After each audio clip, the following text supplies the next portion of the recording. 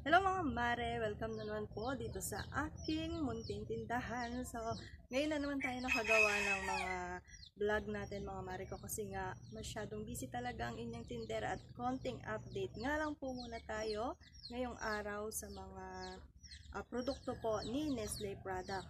So, meron po ba kayong mga ahente na nagdi-deliver ng mga paninda nyo dyan sa inyong tindahan? Kasi nga po, ang kagandahan kasi kung meron talaga tayong mga ahente is nasasabi talaga nila sa atin yung mga produkto nila kung kailan tataas.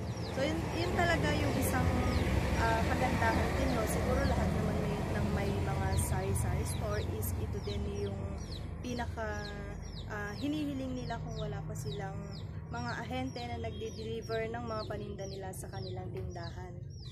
At ayan na nga po mga Mariko. So ayan, ito po kasi ng aming tindahan talaga, kitang-kita lang kapag meron mga dadaan na mga ahente na nag-aalok ng kanilang mga paninda, talagang madali nilang makikita yung aming tindahan kasi nga po, tabing kalsada lang din po talaga.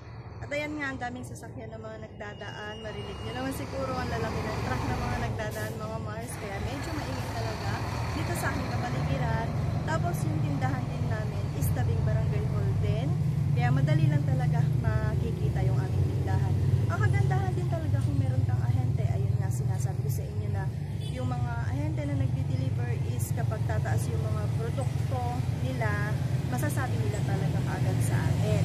Tapos yung iba kasi ng mga ahente ko din, yung pangalawa is yung mga na-expire na mga paninda po, pinapalitan po talaga nila. Meron din yung ibang ahente hindi nagpapalit po ng mga na-expire na mga paninda, kaya kumbaga kapag merong ganun na isang ahente na hindi nagpapalit ng mga nabibiyo, konti lang talaga yung aking mga kinukuha tulad ng mga ng mga noodles, yung mga pansit canton. So sila hindi na sila nagpapalit ng mga nabibiyo or naaabutan ng expire na mga paninda, kaya limit lang din talaga yung kinukuha ko sa kanila, yung kaya kong ipaubos sa loob ng 2 weeks kasi nga kapag naabutan ng expiration date is hindi na po nila papalitan.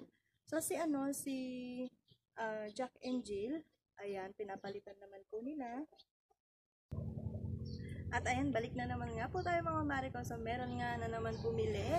At ayan na nga si Nestle Products, sinabi nga sa akin ng aking ahente na magtataas nga daw po yung kanilang mga produkto tulad ng mga Nescafe, yung mga 3-in-1, yung kanilang mga Bear Brand swak is magtataas nga daw po by next week.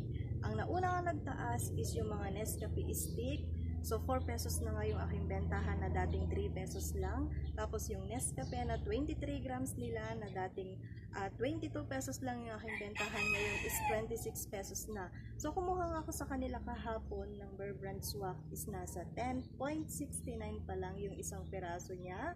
At yung creamy white is nasa 12.42 pa lang. So tignan natin ito by next week kung ilan yung or kung magkano na naman yung itataas ng mga kape na yan. Ang hirap na naman mag-adjust nito mga Mariko kasi ang bentahan ko sa mga Nescafe na 3-in-1 is nasa 15 pesos pa lang po yung aking bentahan. Tapos yung Bear Brand swak ko is nasa 13 pesos pa lang. So tignan nga natin or update ko na naman nga po kayo by next week kung magkano na naman yung itataas ng mga ibang produkto ni Nestle product. So, napakahirap talaga ngayon, kaya yung 1,000 pesos parang konti na lang din talaga yung mabibili ng ating mga customer.